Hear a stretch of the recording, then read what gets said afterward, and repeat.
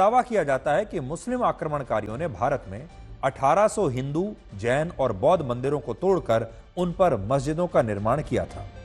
आज उत्तर प्रदेश में 299, राजस्थान में 170, महाराष्ट्र में 143, मध्य प्रदेश में 151, कर्नाटक में 192, हरियाणा में 77, गुजरात में 170, दिल्ली में अकेले दिल्ली में 72 और बिहार में 77 स्थान ऐसे हैं जहां मस्जिद और दूसरे इस्लामिक ढांचों को लेकर विवाद है और यह दावा किया जाता है कि इनका निर्माण मंदिरों को तोड़कर या उनके अवशेषों से हुआ है।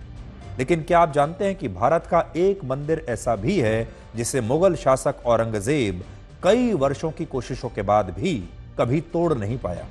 इस मंदिर के बारे में बताने से पहले मैं आपको अपनी जेब में रखा एक 20 रुपए का नोट दिखाना चाहता हूं। आपके लिए ये नोट मैं लेकर आया हूं। ये देखिए, करीब से जरा मैं आपको दिखाता हूं। इस नोट को आप देख लीजिए और पहले ही आपको बता देता हूं कि ये 20 रुपए का नोट बंद होने वाला नहीं है। इसे लेकर कोई खबर नहीं है।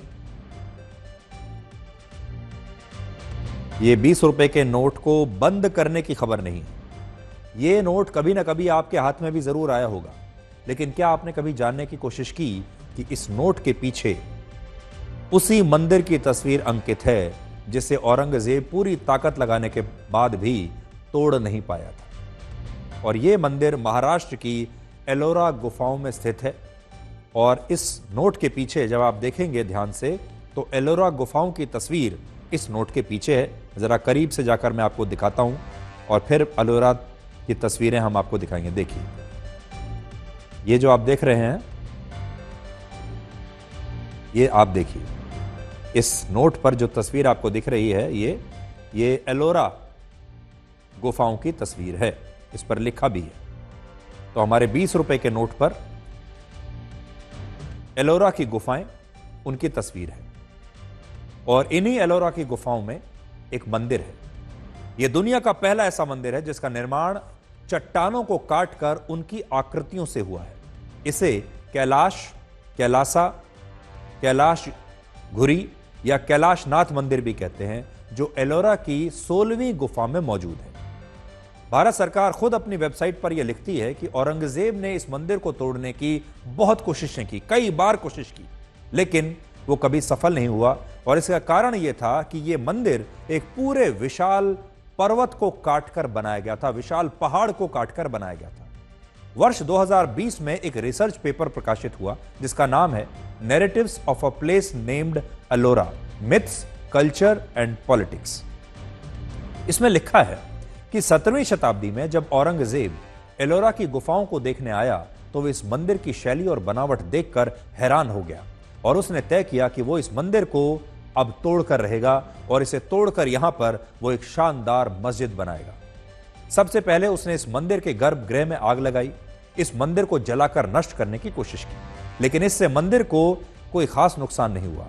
इसके बाद औरंगजेब ने वर्ष 1682 में इस मंदिर को तोड़ने के लिए 1000 मजदूरों को यहां पर भेज दिया और इन 1000 मजदूरों ने 3 वर्षों तक इस मंदिर को तोड़ने की कोशिश की, लेकिन 3 वर्ष में भी ये 1000 मजदूर कामयाब नहीं हो पाए।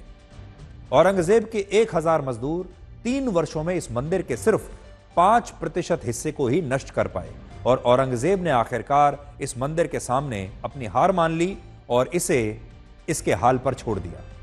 आज इस मंदिर से सिर्फ 5 किलोमीटर दूर औरंगजेब की कब्र है और औरंगजेब को यह टीस हमेशा रही कि वो इस मंदिर को तोड़कर यहां पर मस्जिद नहीं बना पाया। इसलिए अब आप 2000 वर्ष पुराने इस मंदिर से हमारी ये बेहद खास विशेष रिपोर्ट देखिए जो हमने आपके लिए करवाई है। कैलाश टेम्पल और एलोरा में कई सारी ऐसी गुफाएं हैं जो औरंगजेब ने कई महीने अपने 1000 सैनिकों के साथ प्रयत्न किया था इस गुफा को तोड़ने के लिए, लेकिन वो नाकाम हुए और वापस वो अपनी फौज को लेकर चले गए। जो बिल्डिंग बनाई गई है एलोरा कैलाश टेम्पल, ये अब से बॉटम में इसका काम हुआ है। फिलहाल मैं जिस जगह पर खड़ा हुआ हूँ ये है शिवलिंग। हमारे साथ यहाँ पर जो लोकल गाइड है उनसे बात करेंगे। ये जो कैलाश टेम्पल है क्या खासियत है इसकी? ये जो मंदिर जो बनाया सर, इसको ऊपर से नीचे बनाया और सामने से अंदर कट किया है। ये शिवलिंग जो है इसकी क्या खासियत है? ये शिवलिंग ये कैलाश मंदिर बोल के स्थापित किया है उन्होंने। एक्चुअली प्रमाण ऐसा तो अभी तक तो ऐसा प्रमाण नहीं मिला है कि किसको तोड़ा जा सकता था, क्योंकि जैसे औरंगजेब ने जो है इन मूर्तियों को खंडित करने का प्रयास किया होगा, बट यहाँ पर ऐसा बेसिक नहीं बता सकते कि इसी ने तोड़ा गया होगा। देख के तो लगता नहीं है कि उस टाइम पे मतलब इतना हार्ड काम काफी मुश्किल रहा होगा। और इसकी छोटी छोटी जो डिटेलिंग्स है वो इतनी खूबसूरत है कि हम उस जमाने में जब कोई टेक्नोलॉजी नहीं थी, कोई साइंस नहीं था, मींस इतना प्रूफ साइंस नहीं था, उस जमाने में उन्होंने इतनी कार्विंग और इतनी क्रिएटिविटी दिखाई है, देख के हम बहुत खुश हो गए। जो स्कल्पचर है यहाँ पे हम उनको गाइड ने बहुत अच्छे से समझाया है, उनका वैल्यू समझाया है, और यहाँ पे जो कोरीव काम किया है वो बहुत अच्छा है, बढ़िया है, देखने में बहुत मजा आता है। उसको 1500 साल हो गए हैं और 1500 साल में जो है अनेक यहाँ पर कुछ जो लोग आए हैं कि जो लोगों ने वहाँ पर गुफाएं जो देखी है, या फिर कुछ प्राकृतिक आपद आए हैं, पानी का भी क्षरण होता है, तो अलग अलग उसके कारण है जिसकी वजह से इस गुफाओं का थोड़ा सा क्षरण दिखता है। कुछ मूर्तियां टूटी हुई भी दिखाई देती।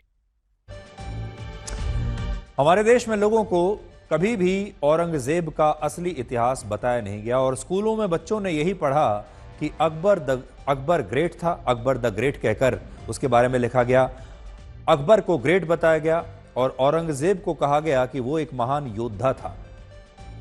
उसका एक उदाहरण आज आपके सामने रख रहा हूं, आप भी बड़े हैरान हो जाएंगे। वर्ष 2021 तक एनसीईआरटी की 12वीं कक्षा की एक पुस्तक में यह लिखा था कि शाहजहां और औरंगजेब ने युद्ध के दौरान तोड़े गए मंदिरों का जीर्णोद्धार कराया था और इन मंदिरों को फिर से बनाने पर उन्होंने काफी पैसा खर्च किया।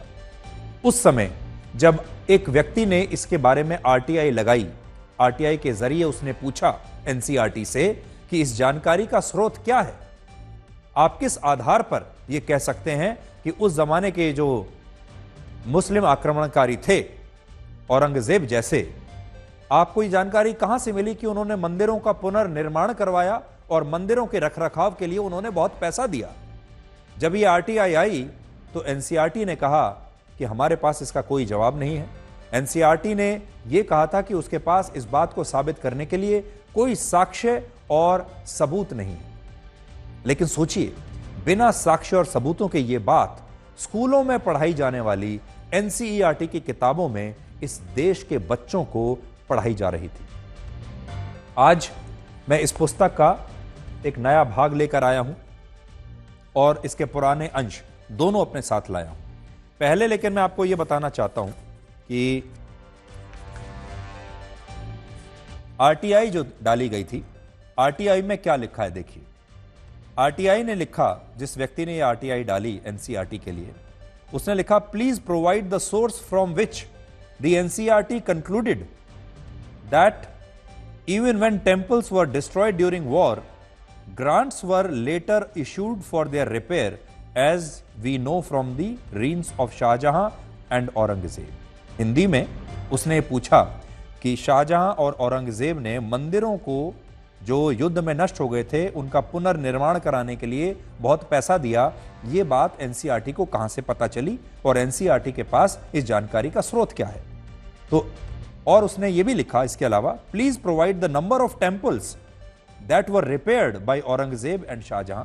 उसने कहा उन मंदिरों की एक जरा सूची भी हमें दीजिए जिन मंदिरों को जिनकी मरम्मत औरंगजेब और शाहजहां ने कराई थी। ये दो सवाल उन्होंने पूछे। तो एनसीईआरटी का जवाब सुनिए। The information is not available on the files of the department. The information is not available on the files of the department. दोनों सवालों के जवाब ये थे कि ये जानकारी हमारे पास उपलब्ध नहीं है, हमें नहीं पता ये जानकारी कहां से आई है कि शाहजहां और औरंगजेब ने मंदिरों की मरम्मत करवाई थी, मंदिरों का पुनर्निर्माण कराया था। ये जानकारी कहां से आई? एनसीईआरटी ने अब अपनी नई पुस्तक से इस जानकारी को और इस चैप्टर को हटा दिया है। तो पहले जो चैप्टर हुआ करता था, ये chapter Kings and chronicles the Mughal courts, ये चैप्टर था थीम 9। अब जब मैं इस किताब को हमने बाजार से आज मंगवाया, हमने सोचा कि इस किताब को जरा मंगवाते हैं, तो ये नई किताब हमने बाजार से मंगवाई आज एनसीईआरटी की, जिसका नाम है थीम्स इन इंडियन हिस्ट्री, और ये text book in history for class 12th school में 12वीं क्लास के बच्चों के लिए को ये पढ़ाई जाती है। लेकिन आज जब हमने देखा तो इस किताब में से उस चैप्टर को हटा दिया गया है। अब इस किताब में वो चैप्टर नहीं है, यानी 2021 तक ये बात स्कूलों में पढ़ाई जा रही थी, लेकिन अब ये चैप्टर हट चुका है। लेकिन कहानी अभी खत्म नहीं हुई। एनसीईआरटी की वेबसाइट पर इसी पुस्तक के वो पुराने अंश आज भी मौजूद हैं जिनमें यह लिखा है कि शाहजहां और औरंगजेब युद्ध में तोड़े गए मंदिरों को फिर से बनवाने के लिए उन्हें अनुदान राशि दिया करते थे। अब मैं आपको यह पढ़कर बताता हूं। यह मैं प्रिंट आउट लेकर आया हूं एनसीईआरटी की वेबसाइट से। यह भी थोड़ा आपको पढ़कर बता देता हूं। All Mughal emperors gave grants to support the building and maintenance of places of worship. Even when temples were destroyed during war, grants were later issued for their repair, as we know from the reigns of Shah Jahan and Aurangzeb. इसका हिंदी में मतलब क्या हुआ? सभी मुगल बादशाहों ने पूजा स्थलों के पुनर्निर्माण और रखरखाव के लिए अनुदान राशियां दी। यहां तक कि जब युद्धों के दौरान मंदिरों को नष्ट किया गया, तब उन मंदिरों के जीर्णोद्धार के लिए मुगल बादशाह शाहजहां से लेकर औरंगजेब ने विशेष सहायता और अनुदान राशि दी और इन मंदिरों को फिर से बनवाने पर पैसा खर्च किया। ये जब स्कूल के बच्चे पढ़ेंगे तो वो क्या सोचेंगे? वो तो यही सोचेंगे कि शाहजहां और औरंगजेब जैसे जो राजा थे वो कितने धर्मनिरपेक्ष थे, कितने अच्छे थे कि वो मुस्लिम बादशाह होते हुए भी मंदिरों का निर्माण करवा रहे हैं, मंदिरों की मरम्मत के लिए अनुदान दे रहे हैं। कैसे कितने अच्छे लोग थे। इसीलिए तो उन्हें अकबर द ग्रेट कहा जाता है, औरंगजेब को द ग्रेट वॉरियर कहा जाता है, योद्धा कहा जाता है। आज हम एनसीईआरटी से यही कहेंगे कि उसे अब यह जानकारी अपनी वेबसाइट से हटा लेनी चाहिए। किताब से तो उन्होंने हटा ली है, लेकिन वेबसाइट से भी ये जानकारी हटा लेनी चाहिए। लेकिन बड़ी बात यह है कि 2021 तक आप सोचिए, हमारे देश की न जाने कितनी पीढ़ियां, हमारे देश के करोड़ों बच्चे स्कूलों में यही कहानी पढ़ते हुए आए हैं कि औरंगजेब और शाहजहां और जो मुगल बादशाह हुआ करते थे, उन्होंने कैसे मंदिरों का पुनर्निर्माण करवाया। ये कहानी और इतिहास के चैप्टर्स पढ़ पढ़ के हमारी पीढ़ियां बड़ी हुई हैं, तो वो जाहिर है आगे चलकर इन्हें धर्मनिरपेक्ष मानेंगी, मुगल बादशाहों को बहुत अच्छा बादशाह मानेंगी।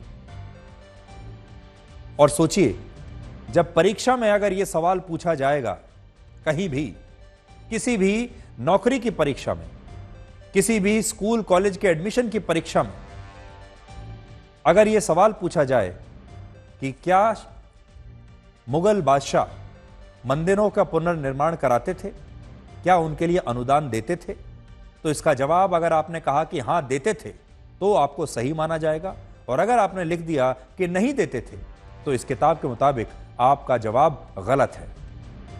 और यह सवाल और जवाब पढ़ते पढ़ते हमारे देश की पीढ़ियां बड़ी हुई और शायद इसी कहानी पर उन्होंने विश्वास करना शुरू कर दिया।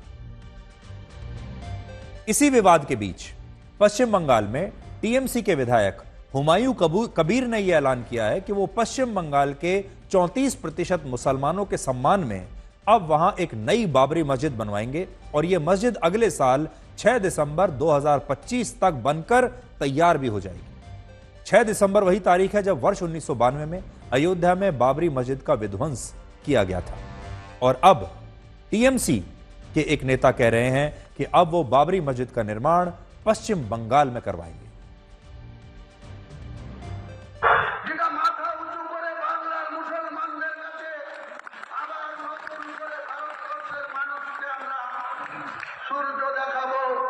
যে কাফেররা বাবরি মসজিদ ভেঙেছে, আমরা আবার বাংলার মাটিতে, মুর্শিদাবাদের মাটিতে আমরা বাবরি মসজিদ প্রতিষ্ঠা করব। এই কাজটি থেকে আগামী দিনে আমরা 2025 সালের 6 ডিসেম্বর এই বেলডাঙ্গার বুকে 2 একর জায়গার উপরে আমরা একটা বাবরি মসজিদ স্থাপন করব। পশ্চিম বাংলায় প্রায় 34% মুসলমান, তাদের যে আবেগ, তাদের যে মাথা উঁচু করে পশ্চিম বাংলায় अब जरा सोचिए, पश्चिम बंगाल में तृणमूल कांग्रेस के एक विधायक कहते हैं कि जब पश्चिम बंगाल में बाबरी मस्जिद बनेगी तो इससे राज्य के 34% मुसलमानों को गर्व होगा। हमें मस्जिद बनाने से कोई आपत्ति नहीं है। भारत का संविधान इस देश के मुसलमानों को पूरा अधिकार देता है कि वो जितनी चाहें उतनी मस्जिदें बनवा सकते हैं। ये एक धर्मनिरपेक्ष देश है, किसी भी धर्म का पूजा स्थल यहां बनवाया जा सकता है और यहां सवाल मस्जिद बनाने का है ही नहीं। मस्जिद बनाइए, लेकिन सवाल है उस मस्जिद का नाम बाबरी मस्जिद रखने पर। अयोध्या में राम मंदिर का विरोध करके पश्चिम बंगाल में बाबरी मस्जिद बनाने का मतलब क्या हो सकता है? यह हो सकता है कि हमें लगता है कि यह सही नहीं है और पश्चिम बंगाल के मुख्यमंत्री ममता बनर्जी को इस मुद्दे पर अपनी प्रतिक्रिया जरूर देनी चाहिए। और अगर एक और बाबरी मस्जिद वहां बनती है, आप मस्जिद बनाइए, लेकिन अगर आप उसका नाम बाबरी मस्जिद रखते हैं आज के जमाने में, तो इससे तनाव जरूर पैदा होगा, इससे सांप्रदायिक भावनाएं जरूर भड़केंगी और इससे लॉ एंड ऑर्डर की जो समस्या है वो भी पैदा हो सकती है। हम बार बार ये बात कहते चले आए हैं कि मुगल बादशाहों ने हमारे देश में क्या किया, 1000 साल पहले मुस्लिम आक्रमणकारियों ने हमारे देश में क्या किया, उसके लिए हम आज की पीढ़ी को जिम्मेदार नहीं मान सकते।